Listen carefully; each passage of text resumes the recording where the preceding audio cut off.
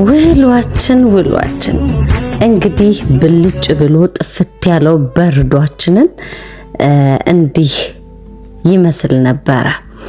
ነገር ግን ያው 3 ቀን ሳይሞላው ቀልጦ ያው ወደ ነበረበት ተመልሷል። እዚህ ስዊድን እጅግ በጣም በረዶ እየቀነሰ ነውና ለምን እንደሆነ አላውቅም። ውሻችን ደግሞ እንግዲህ ይህንን ይመስላል። በነገራችን ላይ ቤት ውስጥ አላርም ነበረን፣ በየወሩ የምንከፍለው አላርም። በተለይ ልጅ ስላለኝ ያው አንድ ነገር ቢሆን ልጅ ስለ አንድ ነገሮች ቤት ሳልኖር የሆነ አጋጣሚዎች እንትን ቢሆን የሚፈጠረው ነገር አይታወቅም በሚል አላርሙ እንደውም ይሄኛው ብቻ ሳይሆን ግርግዳም እንደዚህ የሆነ በጣም ኢመርጀንሲ ነገር ከመጣ ከግርግዳው እንደዚህ ይሄኛውን በቃ ብድግ በማድረግ እንዲንቅል የሚል ነው በቃ። እና እንደዚህ ነገር ደርስ እሱን ይዞ መደበቅ ይችላል የሆነ ነገር ቢፈጠር ማለት ነውና ከዛ በቃ ላይ ከአንድ አመት ይሄኛውም አለ ያያችሁት አላርሙ። ይሄ ደግሞ ቤቱን አላርም አድርገን ስንወጣ እንደው ጸጥ ብዬ ሳስበው ለምንድን ነው አላርም ያስገባሁት? እኔ ኦርቶዶክስ ነኝ፣ አማኝ ነኝ። መላእክቶች፣ ፈጣሪ ሁሉም ነገር እያለ ለምን ሰጋው? ለምንድን ነው በዚህ መተማመንና ለዚህ ገንዘብ ያወጣሁት እያልኩ ይቆጭ ነበር። ለማንኛውም እንግዲህ ያው ክረምቱ ይሄንን ይመስላል። ውሻችንም አዲስ ውሻችንም ቤታችን እንግዲህ እጅግ በጣም መልካም ቤተሰብ ሆኗል ማለት ይቻላል። ከዛ ውሻችን ስላለልን ለምን እኔ ለእንደዚህ አይነት ነገር ከምከፍል ለእንስሳ ለፍጥረት ብከፍል አይሻልም ወይ በሚል እንግዲህ ለልጅ ስጦታ ውሻ በመግዛት በዛውም ወክ እየወጣን እንግዲህ እኛም ይህንን ኪሎአችን ለመቀነስና ንጹህ አየር ደግሞ ለማግኘት እንደውም መልካም ነገር ሆኖልናል። ስለዚህ ላርሙን በቃ ከዚህ በኋላ አንፈልግም ብለን ተናግረናል። እንግዲህ በረዶ ይህንን ይመስል ነበረ። በጣም ደስ ይላል። በነገራችን ላይ ይህ ወር እጅግ በጣም ጨለማ ስለሆነ ፖዚቲቭ ነገሩ በረዶ ንጥት ስለሚያደርገው ጨለማውን ያጠፋዋል። ማምሻም ላይ እንደዚህ የሆነ ብራይት ይሆን ነበረ። ሌላው መጥፎ ነገሩ ደግሞ ያው እንግዲህ መኪናችን ውጭ ከሆነ በበረዶ መፈቅፈቅ ያሰቃያል። በዛ ላይ መኪና ከሌለን እጅግ በጣም ብርዳማ ስለሆነ እንግዲህ ታውቃላችሁ የበረዶ እንቅስቃሴ ያልነግራችሁም። ያው አናማርርም። ወፍራም ጃኬት፣ ካልሲ፣ ኮፍያ፣ ግላቭ በማድረግ እንከላከለዋለን። የዚህ ቀን ያው መስሪያ ቤት አምሽቼ እንግዲህ ስወጣ የመስሪያ ቤታችን የበረዶ የምሽቱ ድባብ እንግዲህ ይህንን ይመስላል። በነገራችን ላይ መስሪያ ቤታችን ሆቴል ስለሚመስል ድሮ ዋሉ ሌቦች መጥተው እዚህ ጋር ለመዝረፍ ሙከራ አድርገው ነበረ። ሌላው ደግሞ እዚህ ፊት ለፊት የሚኖረው ሰውዬ ሚሊዮኔር ነው፣ በጣም ሀብታም ነው። ግን እዚህ ፊት ለፊት ለምን እንደሚኖር ብቻ አላውቅም። እና ይኸው ወደ መኪናዬ ነው እየሄድኩኝ ያለሁት። መኪናዬ በበረዶ ለብሷል። እንግዲህ ድባቡ የመስሪያ ቤት አካባቢ ይህንን ይመስላል። እንግዲህ መስሪያ ቤት ለ10 አመት እዚህ ቦታ ሰርቻለሁ። እግዚአብሔር ይመስገን ለሱም እጅግ በጣም ነው የምወደው ስራዬን። እንግዲህ ኦልዶችን ስለምንከባከብ ፈጣሪን አመሰግነዋለሁ። መኪና እንግዲህ ይህንን ይመስላል። ይህንን በረዶ እንግዲህ ጠራርጌ ምን ብዬ ፕሮሰስ አለው። ያው እናንተ ታውቁታላችሁ ውጭ ሀገር የምትኖሩ ሰዎች እና ያው ተመስገን ነው፣ በጥበብ ነው የምንኖረው። በነገራችን ላይ መኪናዬ እዚህ ጋር ውጭ መስሪያ ቤት ፓርኪንግ ሲሆን ነው እንጂ የሚሆነው ቤት ውስጥ እንትን አለ። ግቢያችን ያው ይሄ የመኪና ማስቀመጫ አለ። ከዛ ደግሞ ጋራጅ ውስጥ ማለት ይሄ መኪና ማስገቢያው ጋር ደግሞ ጭራሽ እንደ እንትኑን ይሄ በረዶውን የሚያቀልጥና ሙቀት እንፋሎት የሚለቅ ማሽን አለ ማለት ነውና መኪናዬ ሙቅ ነው እና ጧት ስነዳ አልቸገርም። ነገር ግን ያው መስሪያ ቤት ፓርክ ሳደርገው እንዲሆናል።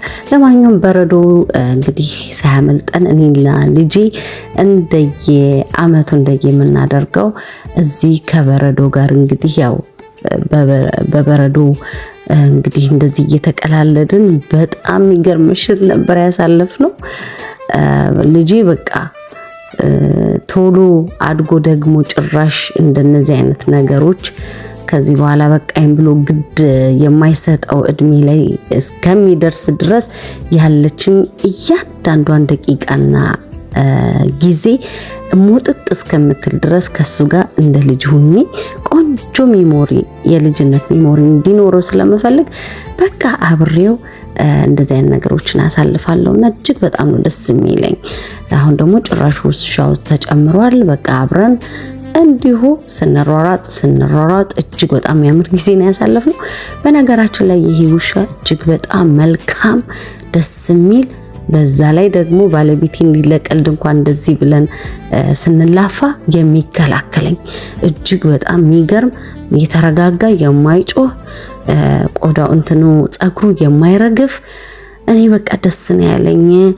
ያን ያህል በኢኮኖሚም ብዙ ገንዘብ የማያስወጣ ማይ ጋድ በጣም ብዙ ፖዚቲቭ ነገር አለ። በዛ ላይ ልጄም ደግሞ አብሮ የሆነ እንደዚህ አብሮት እንትን የሚለዋለው ሴፍቲ ይሰማዋል። ለማንኛውም እንዲየተቃለድን ቆንጆ ጊዜ ከልጄ ጋር ከውሻው ጋር አሳለፍን በበረዶ። በዚህኛው እንግዲህ ፊቱን እያለን በበረዶ ሁላ ቀብሮኛል። ሰመር ላይ እንግዲህ በሳንድ ነው ቢሽዳር እንትን የምንለው፣ አሁን ደግሞ በበረዶ እንግዲህ በረዶ ሳያመልጠን ቆንጆ ሜሞሪ ደግሞ ዲስ ይር ይሄንን ቪዲዮ ቀርጬ ወደ እናንተ አድርሻለሁ። በረዶ አሁን ጠፍቷል እና ትንሽ ዳርክ ነው። አሁን ደግሞ የክሪስማስ ወቅት ስለሆነ ያው በላይቶች እንግዲህ በክሪስማስ መብራቶች ትንሽ ጨለማውን እንሰብረዋለን እንጂ በጣም የሚጨንቅ ጊዜ ላይ ነው ያለነው።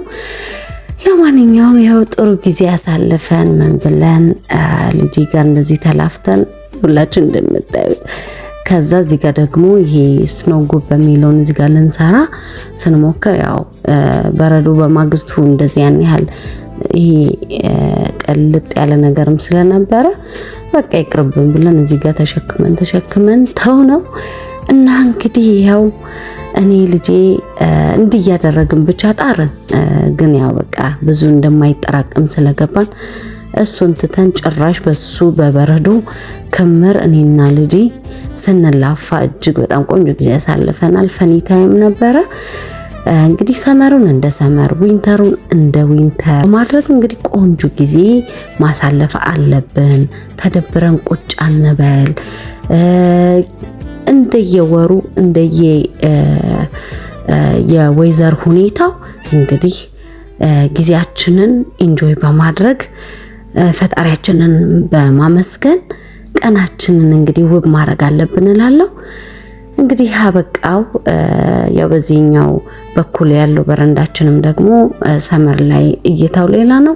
ዊንተር ላይ ደግሞ እንደዚህ እንግዲህ ፈርኒቸሮቹ ስብስብ ብለው እንግዲህ ቦታቸውን ይዘው ይቀመጣሉና ብዙ ማንጠቀምባቸውም እና ወደ ቤታችን መተን ይኸው ውሻችን እንግዲህ ይሄንን ልብሱን ለብሷል። እሱም እንደኛ እንግዲህ ተከናንቧል። የሚያስቀው የሚቀመጥበት እንደዚህ የሚሆንበት ብዙ አይነት ስታይሎች አሉትና ይገርመኛል።